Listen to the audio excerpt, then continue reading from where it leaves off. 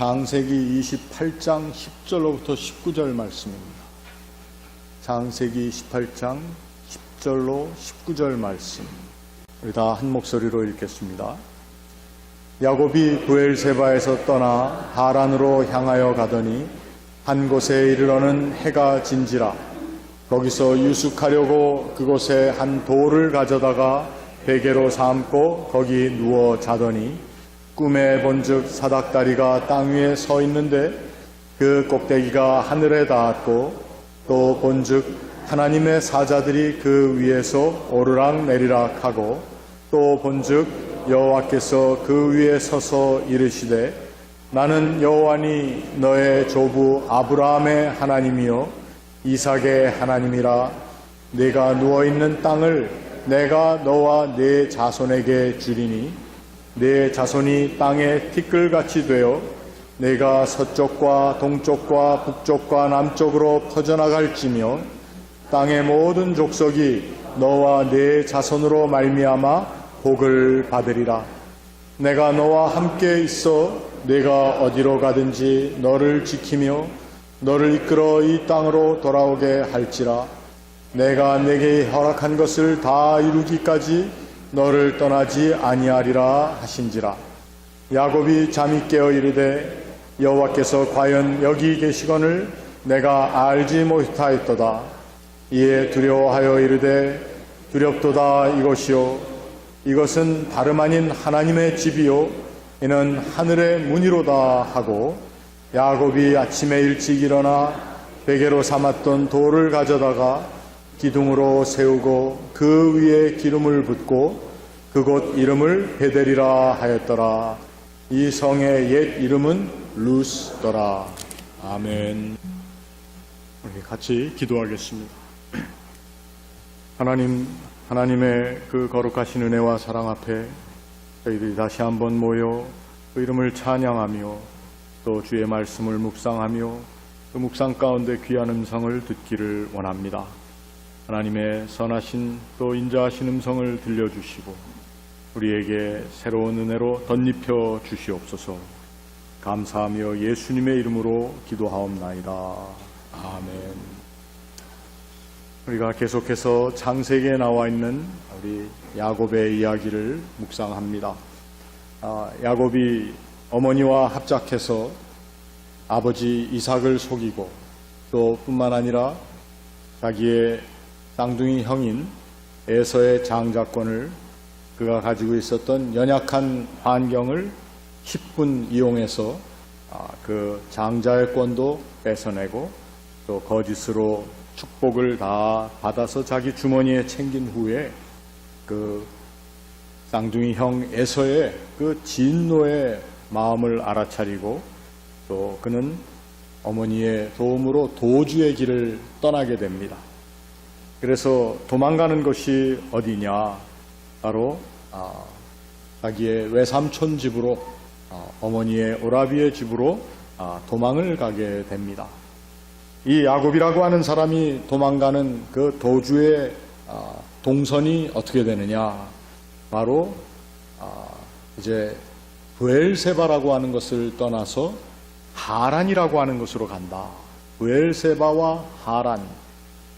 브엘세바라고 하는 것은 오늘날도 이스라엘에 있어서 거기가 네 번째로 규모가 큰 그러한 경제 도시이고 이 브엘세바라고 하는 것은 이스라엘 사람들은 지금도 그들의 삶에 있어서 굉장히 중요한 예를 들어서 국방성이 있다든지 또 무기 연구를 하는 연구소 또 벤 구리온 유니버시티 같은 그러한 지역들이 있는 것이 브엘세바입니다.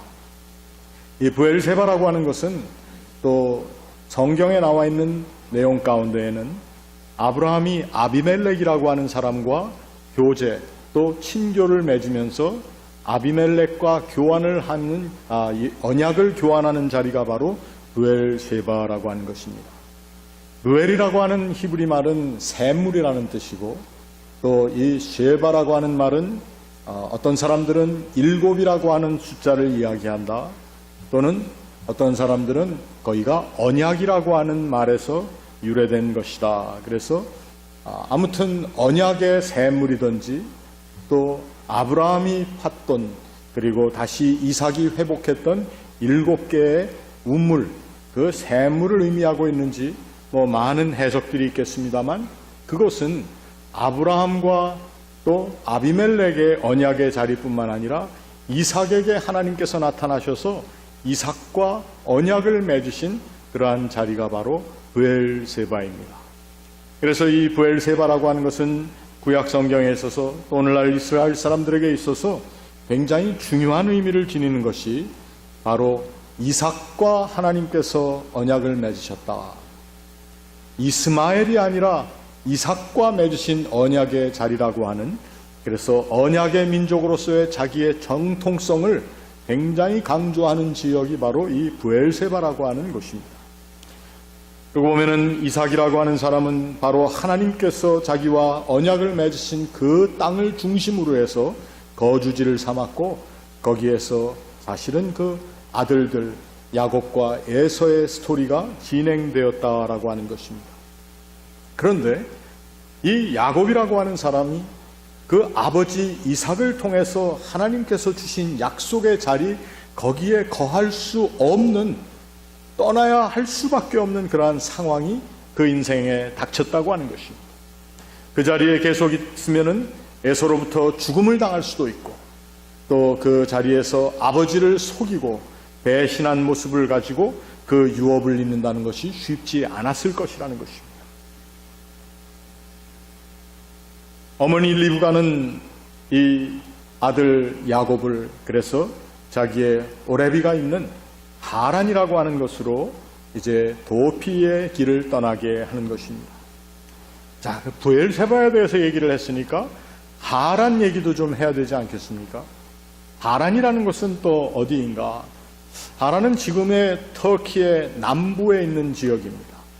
그리고 이 하란이라고 하는 것은 그 옛날 어떻게 보면은 우리 인류에게 언어라고 하는 글자를 처음으로 소개했다라고 얘기하는 수메르족들이 이루어 놓은 문화의 근원이기도 하고 그 자리는 또 후에 아수르 제국의 중심 지역이 되고 있는 그러한 아주 중요한 자리입니다. 하나님께서 아브라함을 갈대아 사람들의 땅 우르에서 불러내셔서 가나안으로 데리고 오실 때에 그 아브라함과 그의 모든 친족들이 그 하란이라고 하는 곳에 정착했을 때 보니까 그것은 굉장히 살기 좋은 곳이었을 뿐만 아니라 앞으로 도시국가로서의 큰 발전을 아주 보여주는 자리였습니다. 그래서 오늘 많은 사람들이 얘기하는 것처럼 로케이션, 로케이션, 로케이션. 우리 교회는 로케이션이 별로 좋죠? 로케이션에 대해서 굉장히 관심을 가진 사람들이 만들고 낳은 자리가 바로 그 하란이라고 하는 곳입니다. 그런데 그 하란이라고 하는 그 자리는 사실 어떠한 자리인 줄 아십니까? 그 자리는 하나님께서 약속하신 약속의 자리가 아니라는 것입니다. 하란은 아브라함을 불러 떠나게 하신 자리고 그 자리에 다시 가는 것을 하나님께서 원치 아니하신 자리가 바로 하란입니다. 출애굽기의 이야기를 보면 그것은 마치 애굽이라고 하는 것과도 같습니다. 하나님께서 이스라엘 백성들을 애굽에서 불러내셨습니다. 바로의 압제 가운데 해방시키셔서 그들을 하나님 주신 약속의 땅으로 이끌어 가시는 와중에 그 출애굽해서 광야 생활하는 그들의 삶을 보면은 종종 그들은 애굽으로 돌아가고 싶어 한 때가 많이 있었습니다. 물이 없을 때, 양식이 없을 때 모세와 아론을 원망하면서 우리가 묻힐 곳이 없어서 이 황량한 광야에 데리고 나와서 우리를 이 땅에서 죽게 하려느냐. 우리가 우리 가운데 군대 장관을 하나 뽑아서 애굽으로 돌아가길 원한다. 그곳에서 우리가 고깃국을 끓이던 가마 옆에서 떡을 먹던 때가 즐거웠다. 돌아가자고 얘기하는 그 자리가 바로 애굽이었습니다.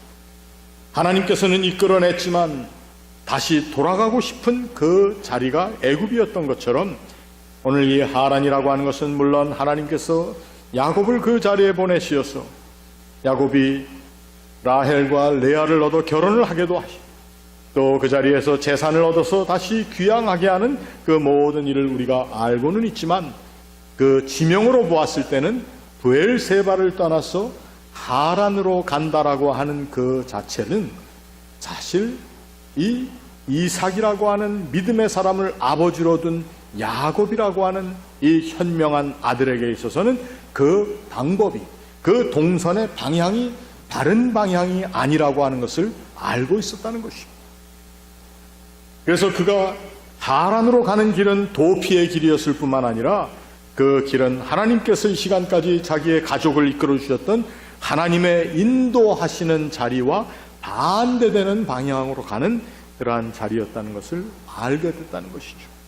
그래서 야곱은 그 도피의 자리, 우리가 정확하게 베델이라고 하는 자리로 오늘 우리가 이해는 하고 있지만 그는 그 자리가 어딘지 모르는 채 대신 하나님과의 약속의 자리, 아버지, 자기 육신의 아버지가 하나님과 맺었던 그 약속의 자리, 언약의 자리, 그 유업을 받아야 할 자리를 떠나서 하나님께서 자신들의 조상들을 불러내었던 자리로 가는, 어찌 보면 하나님 하시는 일에 또 그 순리에 역행하는 자리를 자기가 가고 있다고 하는 괴로움과 또 갈등이 안에 있었을 것입니다.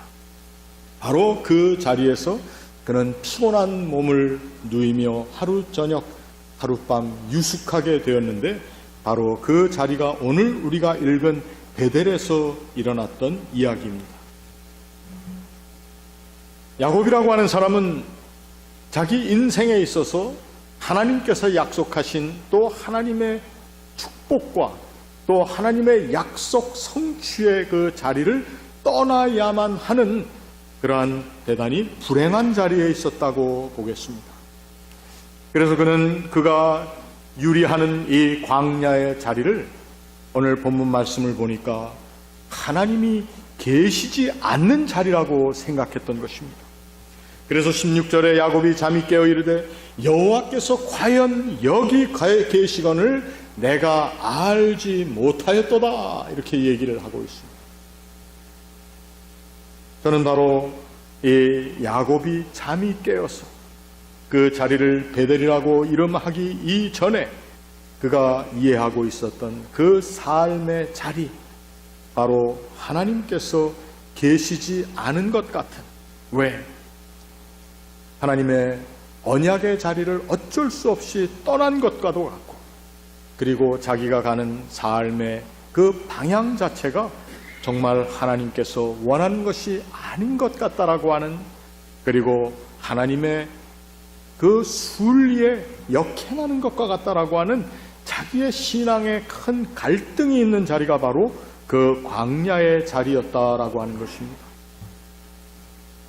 근데 저는 오늘 이 말씀이 바로 우리에게 하나님의 은혜에 대해서 이야기하고 있는 말씀이라고 생각하는 이유가 있습니다. 이것은 바로 우리의 삶의 스토리입니다. 야곱이라고 하는 사람, 아니 야곱과 같은 마음의 자세를 가지고 살았던 사람, 또 그렇게 살고 있는 우리들, 어떻게든지 내 것을 주장하려고 하고 내 것으로 소유하기 원하고, 그리고 하나님의 거룩한 축복조차도 내가 독점하기 원한다라고 하는, 물론 더 그것 같은 그러한 욕심을 가지고 우리가 사는 것은 아니다 할지라도 우리의 삶에 내 것을 가지기 위해서, 내 것을 살리고 나의 목숨을 구하기 위해서 하나님께서 원하시는 삶의 방향, 하나님이 베풀어 주신 삶의 자리를 떠나는 것과 같은 그러한 나의 인생의 경로가 또 여정이 있는가 하는 것입니다. 그리고 우리는 그 자리는 하나님께서 계시지 아니하는 자리라고 하는 결론을 내리고 살 때가 많이 있다는 것입니다. 좀 더 우리에게 이해할 수 있는 말씀으로 전한다면 우리가 하나님의 뜻을 거슬리는 것 같은, 아니 하나님께서 내가 하는 모든 일 가운데 나의 삶의 자리에 함께 하시지 않으시는 것 같은, 그러나 또한 내 마음 한가운데는 하나님께서 그렇게 하실 수밖에 없는 결정으로 나의 삶의 방향이 이끌려가고 있다고 하는 어떻게 보면은 내가 나 스스로를 진단할 수 있는 비신앙의 자리도 우리가 종종 우리 인생에서 깨달을 수가 있다고 하는 것입니다. 이렇게 하고는 싶은데 그렇게 하지 못하는 나의 삶의 상황을 블레임하면서 그 길을 가는 경우도 있다고 하는 것이죠. 그러면서 우리는 이러한 내 여정에는 하나님께서 함께 하실 수가 없지 않을까 하는 나 나름대로의 결론을 내리고 사는 그러한 인생의 순간들이 있지 않는가 하는 것입니다. 모든 우리의 삶의 결정 자체가 우리는 다 하나님께서 기뻐하시는 결정을 하고 하나님의 인정을 받는 결정을 하고 싶지만 그렇지 못한 경우 또 어쩔 수 없이 그러한 길로 가는 인생의 경로가 있을 때에 그 바로 인생 경로의 광야와 같은 자리에 우리가 우리의 피곤한 몸을 누일 수밖에 없는 그러한 때도 있지 않는가 하는 것입니다. 없으십니까? 네, 없으시면 괜찮습니다. 그런데 바로 그 자리가 하나님께서는 우리의 도망하던 도주하던 그 피곤한 발걸음을 멈추게 하고 우리의 머리를 돌베개에 누인 채 쉬게 하시는 하나님의 주시는 쉼의 자리가 된다고 하는 것입니다. 저는 우리가 매 주일 주님 전에 모여 예배하는 이 자리, 바로 이 자리가 바로 하나님께서 우리의 인생 여정 가운데 우리가 늘 하나님 하시는 일, 하나님이 기뻐하시는 일에 순리대로 순행하며 그 길을 따르며 그렇게 가는 모든 삶의 자리를 가지 못했다고 하는 그러한 우리가 가지고 있는 스스로의 길, 스스로의 죄의식이 있다 할지라도 하나님께서는 우리로 하여금 쉬게 하신 야곱이라고 하는 사람의 피곤한 도주의 발걸음을 쉬게 하신 것처럼 하나님께서 그 자리에서 우리의 발을 잠시 우리의 피곤한 무릎과 우리의 또 저려오는 발들을 좀 쉬게 하시는 그러한 자리가 있지 않는가 하는 것입니다. 이것이 바로 오늘 우리가 하나님 앞에 예배하는 자리다라고 하는 것입니다. 야곱이라고 하는 사람이 그 자리에서 피곤한 육신을 가지고 잠을 잘 수밖에 없었습니다. 그런데 그 잠자는 자리에서 하나님께서는 그로 하여금 꿈을 꾸게 하셨는데 그 꿈의 내용이 바로 내가 쉬고 있는 그 피곤한 육신이 누워있는 이 자리가 바로 하나님 내가 너와 교제하는 자리, 너의 모든 연약한 모습과 내가 다 이야기하지 못하는 내 마음의 고통을 환히 뚫어보는 자리, 하나님께서 이렇게 말씀하고 계시다는 것입니다. 그 사다리라고 하는 것은 하늘로 가는 문이라고 오늘 야곱이 표현했지만 그것은 하나님께서 우리를 향하여 가지고 계시는 관심의 또 교제의 채널이라고 하는 것입니다. 우리 모든 사람들은 바로 이 하나님이 우리를 향하여 가지고 계시는 그 관심의 채널이 어디에 있는지 알지 못하고 사는 때가 많은데 언제 그 관심의 채널을 우리가 구체적으로 보게 하시느냐? 그것은 바로 우리가 이 야곱과 같은 피곤한 자리에 잠을 잘 때에 우리를 바로 하나님께서는 가장 명확하고 그리고 분명하게 말씀하시면서 바로 그 자리가 내가 너와 교제하기 원하는 자리라고 얘기하는 것입니다. 성경적인 의미에서 광야라고 하는 그 광야는 바로 도전과 고통과 모든 핍절의 자리임에도 불구하고 그 자리는 하나님을 만나는 자리가 된 것을 우리는 기억합니다. 누가 그 광야에서 하나님을 만났습니까? 이스라엘의 위대한 지도자 모세도 광야에서 그의 모든 40년 동안의 그 부귀를 다 버리고 40년 동안 이드로라고 하는 그 지역 어떤 족장의 양을 치며 그들의 딸과 결혼하며 그렇게 살아오던 삶의 자리에서 80이라고 하는 나이를 가졌을 때에 그의 모든 삶에 있어서 이제는 모든 것을 다 뒤로 한다라고 생각하는, 어떻게 보면 인생의 가장 피곤한 표현의 자리가 될 수 있는 그 자리에서 하나님은 그를 만나 주셨고, 그로 하여금 하나님의 놀라운 일을 맡아 할 수 있는 자리로 불러주셨다고 하는 것입니다. 광야라고 하는 것은 바로 이처럼 우리의 피곤한 육신이 또 그 피곤함이 가장 적나라하게 드러날 수밖에 없는 자리이지만, 그 자리는 또한 하나님의 지대한 관심이 마치 무대에 있는 큰 서치라이트이 우리 자신을 비추는 것처럼 하나님과의 교제의 분명함이 있는 자리가 바로 이 광야의 자리라고 하는 것입니다. 그러니 베델이라고 하는 것은 오늘 야곱이 하나님의 집이라고 이름을 붙였지만 거기는 또한 우리의 집이기도 한 것입니다. 우리의 교회 이름이 베델은 아니지만 이 자리는, 우리가 예배하는 이 자리는 하나님 안에서 쉼이 있는 자리, 하나님 안에서 꿈을 꿀 수 있는 자리. 그렇다고 와서 조는 자리가 돼서는 안 되겠지만, 여러분들이 이 자리에 와서 하나님을 만나는 자리, 하나님께서 우리를 만나주시는 자리가 바로 이 광야 같은 이민 생활 가운데에서도 특별히 우리들이 우리의 모든 죄책과 우리의 무거운 짐들과, 그리고 내가 가는 길이, 내가 하는 일이, 내가 생각하는 방향이 정말 하나님께서 기뻐하시는 일인지에 대한 온전한 확신보다는 오히려 불안전하고 불확실성이 더 많은 자리일지는 몰라도 이 자리가 바로 하나님을 만나는 자리라고 우리가 얘기할 수 있습니다. 베델입니다. 하나님의 집입니다. 그리고 이는 하늘의 문, 하나님께서 우리를 위하여 내어주신 우리와 하나님 사이의 교제의 채널이라고 하는 것입니다. 이것을 깨달은 야곱이라고 하는 사람이 잠에서 깨어 이르되,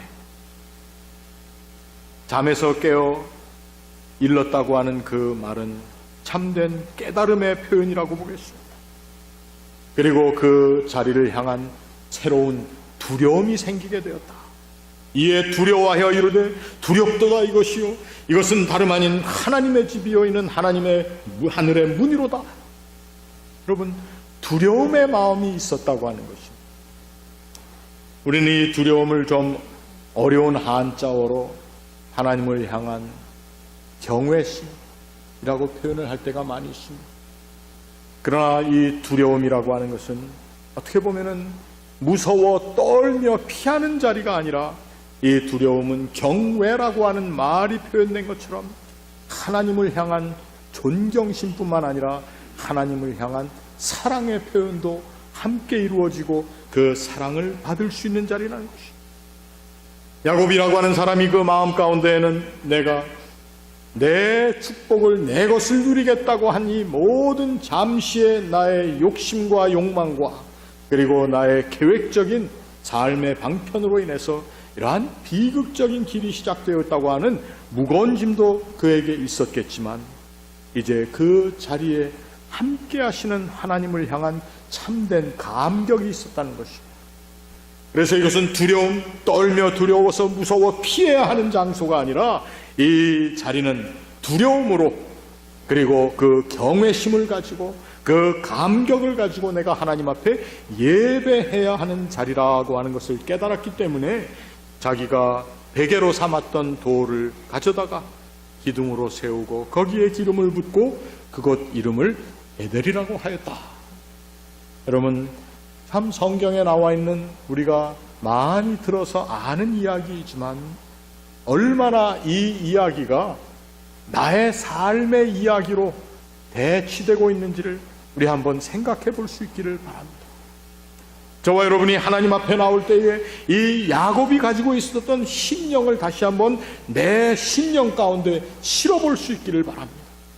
그리고 그 심령 가운데 나타나시는 하나님, 그리고 우리의 모든 생각을, 자신에 대한 부정적인 모든 이미지를 이제 다 하나님께서는 걷어주시면서 내가 너의 아버지, 너의 할아버지의 신인 여호와일 뿐만 아니라 나는 너의 하나님이기에 너와 내 자손이 이 땅에서 복을 얻을 것이다.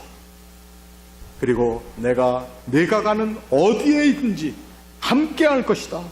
떠나지 아니할 것이다 라고 하는 하나님의 약속의 음성을 듣는 자리가 되었다라고 하는 것입니다. 우리의 가장 연약한 자리, 우리의 가장 퀘셔너블한 의구심을 자아낼 수밖에 없는 나의 행복 가운데에도 우리가 그 광야에서 만난 하나님을 통해서 우리가 하나님의 사람 된 것을 다시 한번 새롭게 확인시켜 주시는 자리가 바로 광야의 자리였습니다. 우리가 베델이라고 하는 그 이름을 알기 전에는 정말 황량한 자리였지만 그 자리가 하나님의 집이 되었다는 것입니다. 오늘 우리의 삶의 모든 정황이 하나님의 집이 될 수 있기를 축원합니다.